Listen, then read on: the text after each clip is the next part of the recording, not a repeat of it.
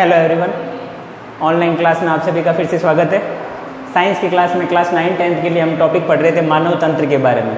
पिछली क्लासों में हमने मानव पाचन तंत्र का अध्ययन किया था। मानव पाचन तंत्र, पाचन अंग, उसकी प्रक्रिया के बारे में हमने पूरा अध्ययन किया था। आज हमारे पास में सेकेंड तंत्र हम जो पढ़ेंगे मानव शरीर में, वो आता है मानव श्वसन तंत्र। अब हम सभी जानते हैं कि हमें जीवित रहने के लिए भोजन के साथ साथ में श्वास लेना भी जरूरी है। श्वास लेते रहेंगे तो उसी को हम श्वसन प्रक्रिया कहते हैं। बट ये आपकी नॉर्मल लैंग्वेज हो गई। हम विज्ञान की भाषा में अगर श्वसन के लिए कहेंगे तो विज्ञान की भाषा में श्वसन के लिए क्या रहेगा? और जैसा कि हम सभी जानते हैं, श्वसन के लिए हमें ऑक्सीजन की आवश्यकता पड़ती है। वातावरण में उपस्थित ऑक्सीजन को हम अपने शरीर में प्रवेश करवाते हैं और शारीरिक क्रियाओं के द्वारा वापस CO2 को शरीर से बाहर निकाला जाता है। इन्हीं प्रक्रियाओं को श्वसन कहते हैं। तो हम कहते हैं वातावरणीय ऑक्सीजन, वातावरणीय ऑक्सीजन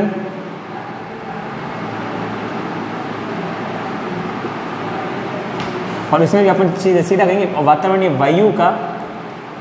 अब वायु में कौन प्रेजेंट है अपने? ऑक्सीजन। वातावरणीय वायु का शरीर में प्रवेश तथा शारीरिक क्रियाओं से निर्मित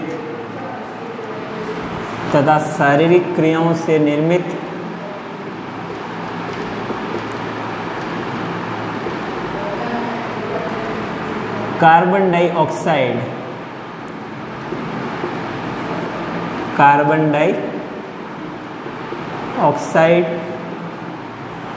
जिसे हम सूत्र रूप में लिखें तो CO2 का शरीर से बाहर निकलने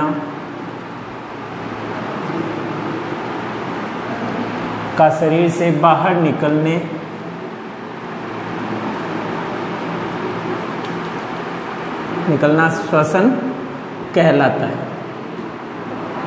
का शरीर से बाहर निकलना श्वसन कहलाता है।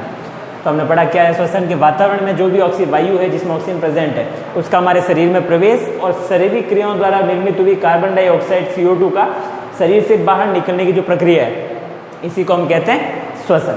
तो श्वसन को हम दो भागों में भी बांट सकते हैं। श्वसन प्रक्रिया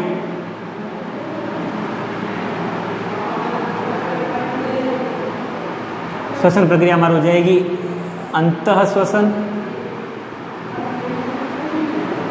प्लस बाह्य श्वसन। श्वसन प्रक्रिया दो प्रकार, अंतः श्वसन और बाह्य श्वसन। अंतः श्वसन हम कहेंगे, शॉर्ट में लिख देते हैं दोनों के बारे में। क्या है अंतः श्वसन? अंतः श्वसन हो जाएगी ऑक्सीजन का शरीर में प्रवेश और बाह्य श्वसन हो जाएगा इसका उल्टा। बाह्य श्वसन के लिए हम कहेंगे CO2 का शरीर से बाहर निकलना। तो अंतः श्वसन ऑक्सीजन का शरीर में प्रवेश करना और बाह्य श्वसन शरीर से CO2 का बाहर निकलना, और इन दोनों को कंबाइंड फॉर्म में हम कहते हैं श्वसन प्रक्रिया हमारी पूरी। यह है हमारे श्वसन प्रक्रिया।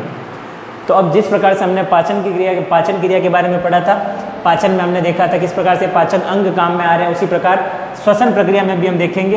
यहाँ तक नोट करना। श्वसन के लिए हम देखते हैं कि किस प्रकार से श्वसन तंत्र काम में आता है।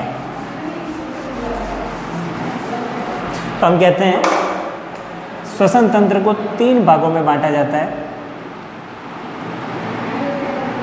श्वसन तंत्र को 3 भागों में हम बांट सकते हैं। देखते हैं हम क्या है वो 3 भाग। तो श्वसन तंत्र के 3 भागों में हम इसको पूरे श्वसन तंत्र को 3 भागों में बांटते हैं। पहला होगा हमारे ऊपरी श्वसन तंत्र, सेकंड आएगा निचला श्वसन तंत्र, और तीसरा भाग आएगा इसका श्वसन मांसपेशियां। श्वसन मांसपेशियां। तो टोटल पूरे श्वसन तंत्र को जितने भी इसके अंग आते हैं उनको 3 भागों में बांटा गया है। आप देखते हैं ऊपरी श्वसन तंत्र में कौन कौन से अंग आते हैं, निचले श्वसन तंत्र में कौन से। तो हम इसके आगे नाम लिखते हैं। ऊपरी श्वसन तंत्र में आता है नासिका, दूसरा आएगा मुख, तीसरा आएगा ग्रसनी, चौथा आएगा स्वर यंत्र,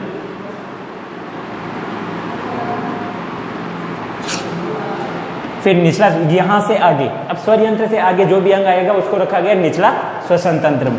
तो यहाँ पर आप पढ़ेंगे श्वास नली, फिर श्वसनी,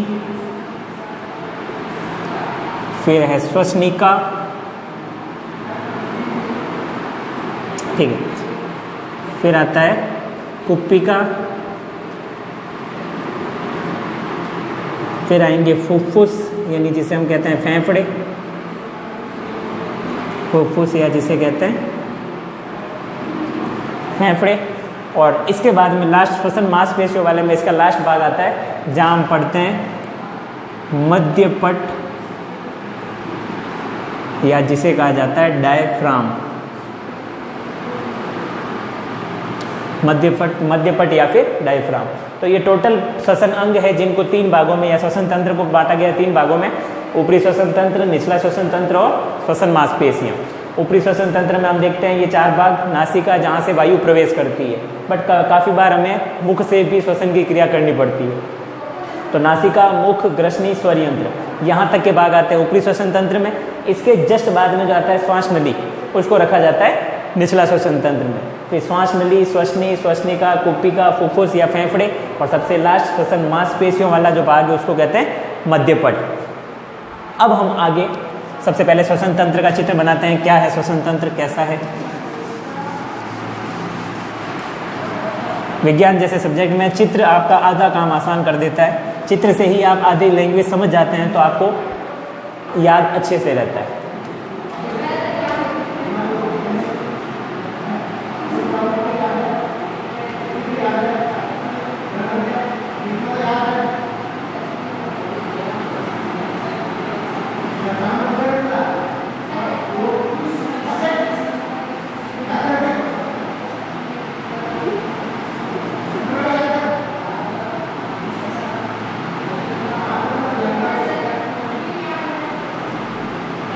ओके, अब बात करते हैं। तो सबसे पहले नासिका वाला भाग, तो ये आ गया नासिका वाला भाग। यहाँ से नासिका गुहा और यहाँ से आएगी मुख गुहा।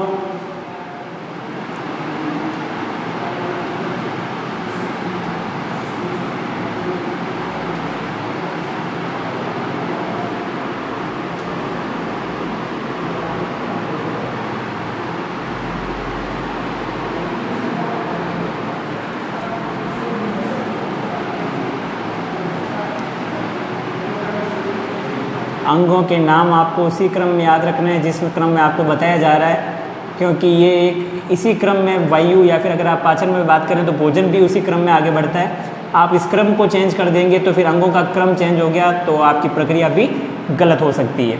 तो इसलिए हमें अंगों का क्रम चेंज नहीं करना है।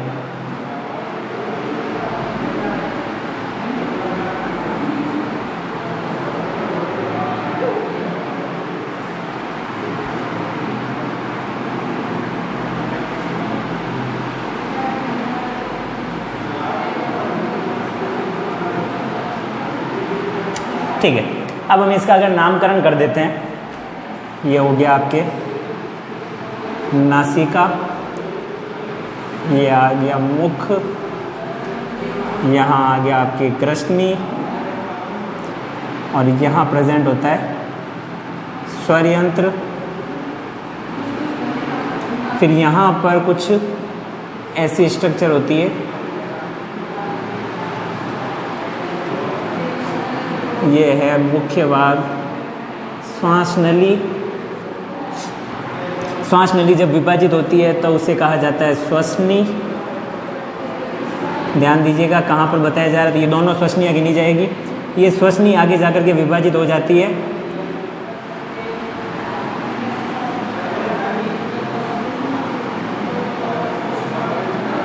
और ये आगे जब विभाजित होती है तो इनको कहा जाता है श्वसनिका, ये है फुफ्फुस, और दोनों फुफ्फुस के बीच में इस स्थान पर यहाँ पाया जाता है मध्यपट। एक मांसपेशियों से बनी संरचना है, ये आ गया मध्यपट। तो इस प्रकार से श्वसन, मानव श्वसन तंत्र के बारे में हम पढ़ रहे हैं। किस प्रकार से नासिका मुख वायु अंदर प्रवेश करेगी, आगे ग्रसनी, स्वरयंत्र, श्वास नली, श्वसनी, श्वसनिका, फुफ्फुस, मध्यपट का काम। तो अगली क्लास में, यहाँ तक हमने ये देखा, अगली क्लास में हम देखेंगे कि किस प्रकार से श्वसन की प्रक्रिया संपन्न होती है, किस प्रकार से सभी अंग अपना अपना महत्वपूर्ण योगदान इसमें दे पाते हैं। इसको आप नोट कीजिएगा, डायग्राम बनाने की प्रैक्टिस कीजिएगा, और ये जो भी आपके अंगों के क्रम दे रखे हैं इसको इसी क्रम में याद कीजिएगा। नेक्स्ट अगली क्लास में।